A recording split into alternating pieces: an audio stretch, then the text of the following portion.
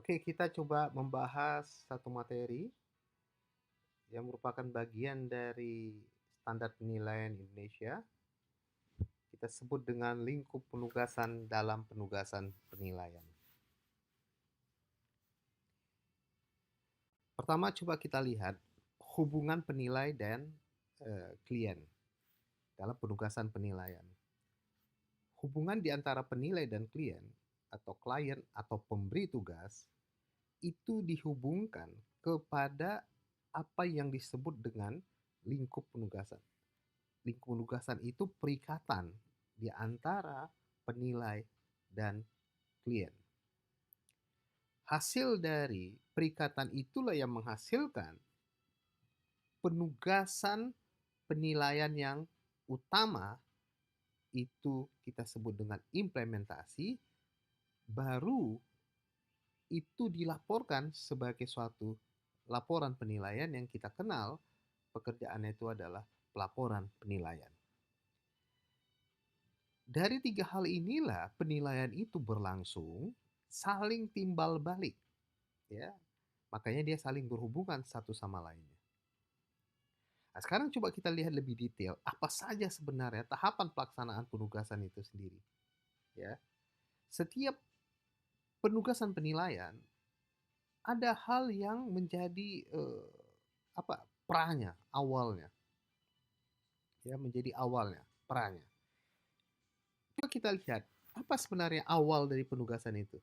Sebelum kita coba masuk kepada proses, ya, pelaksanaan pekerjaan, kita mendapatkan satu penugasan, kita harus mengetahui untuk bisa kita definisikan apa yang hendak kita lakukan.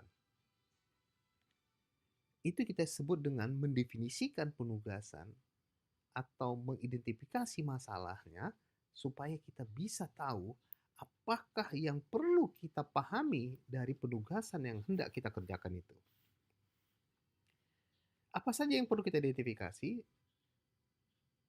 Di dalam proses penilaian, pada tahapan pertama itu, di situ disebutkan setidaknya ada 6 hal yang perlu kita ketahui. Ya, dan ini juga merupakan kandungan dari narasi lingkup penugasan.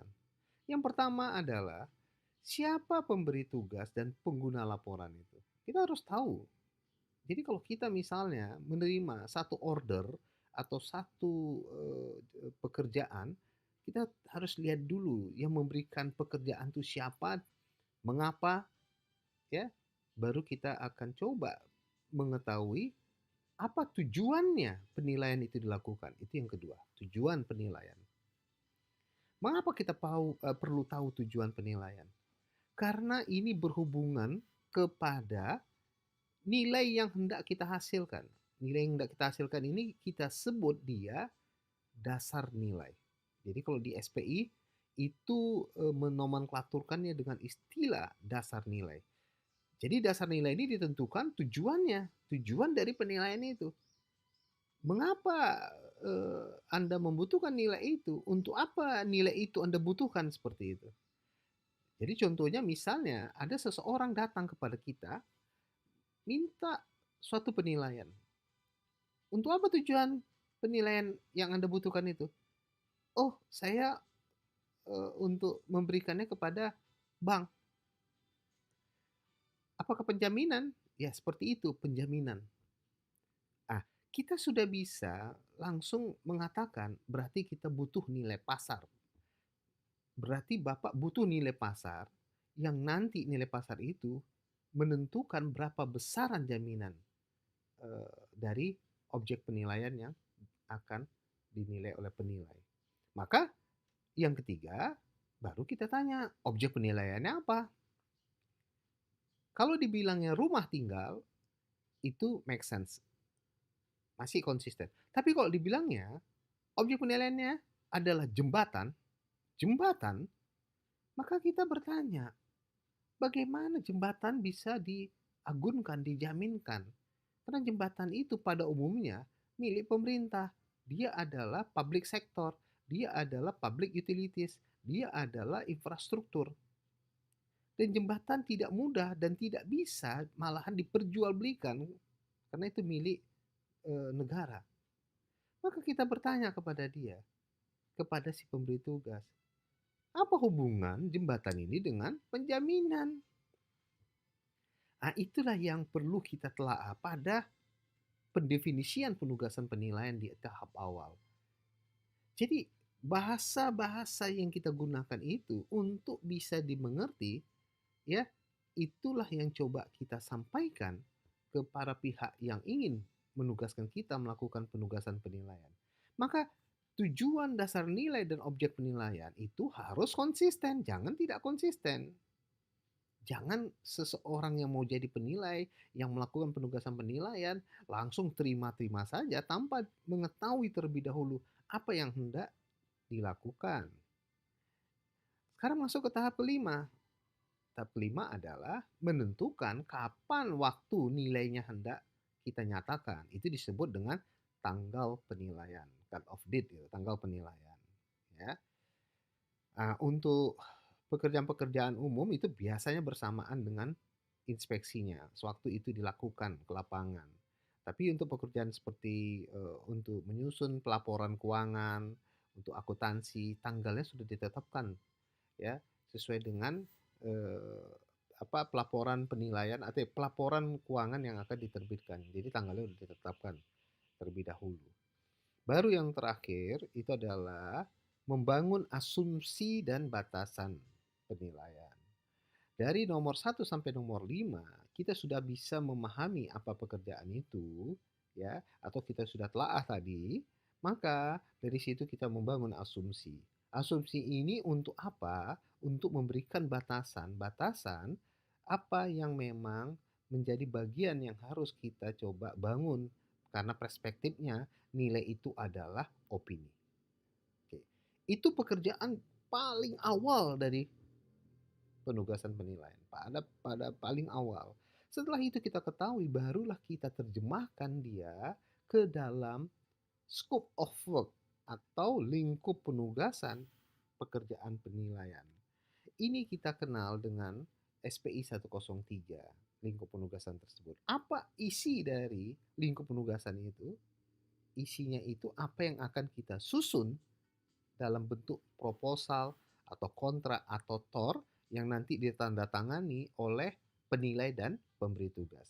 Maka muatan dari lingkup penugasan itu setidaknya ada 13, tetapi seharusnya kita coba lengkapi menjadi 17 item sesuai dengan SPI 103 5.3.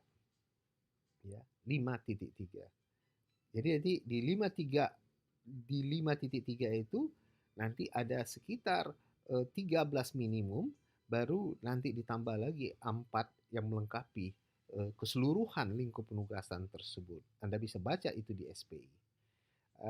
Itu pada tahapan kedua. Apabila sudah ditandatangani berarti telah menjadi perikatan. Perikatan itu kita sebutlah dia kontrak dan sejenisnya. Jadi kandungan kontrak itu harus, ya, berisikan lingkup penugasan yang diatur oleh standar penilaian Indonesia yang terikat kepada seseorang di mana dia berprofesi sebagai penilai. Ya. Baru tahapan berikutnya apa? Tahapan berikutnya kita lakukan, kita laksanakan pekerjaan itu. Itu yang kita sebut dengan implementasi SPI 104. Lakukan proses penilaiannya. Ya. Setidaknya prosesnya itu kita cari data yang kita sebut dengan investigasi. Inspeksi itu bagian dari investigasi. Lalu data-data yang sudah kita telaah, kita dapat, kita cari, itu kita masukkan menjadi sesuatu bagian dari pendekatan penilaian atau metode penilaian. Jadi itu menjadi data masukan, valuation input. Ya. Lalu kita analisis data-data tersebut, itulah yang menjadi hasil penilaian yang nanti itu kita laporkan menjadi laporan penilaian. SPI 105 mengatur nanti bagaimana kita menyusun laporan penilaian itu. Jadi proses penilaian itu dilakukan pada proses implementasi dan semua proses itu harus coba kita lakukan secara sistematis. Jadi kumpulkan data, analisis, dan semua data dan analisis itu kita harus dokumentasikan, ya, kertas kerjanya. Itu diatur dalam implementasi.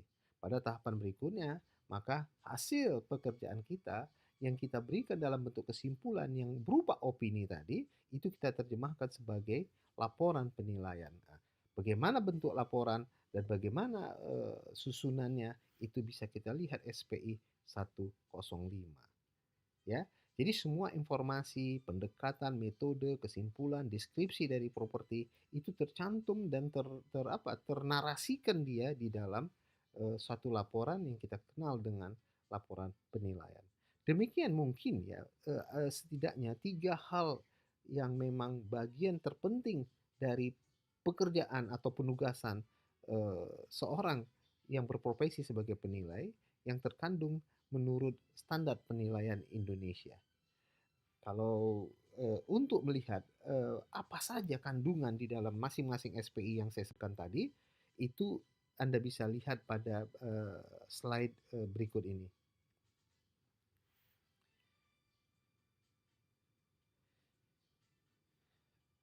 Oke, saya pikir itu yang akan sebagai sesuatu yang memberikan gambaran bagaimana penugasan penilaian itu. Lebih lanjut, nanti Anda akan bisa melihat materi-materi pada modul-modul yang berhubungan dengan 103, 104, 105, dan kita harapkan Anda bisa membaca dan mengikuti itu, serta nantinya Anda akan memahami ya seluruh tahapan yang diatur oleh SPI terkait kepada prinsip-prinsip yang terkandung di dalam penugasan penilaian secara umum. Demikian yang bisa saya sampaikan. Sampai ketemu di lain kesempatan. Terima kasih.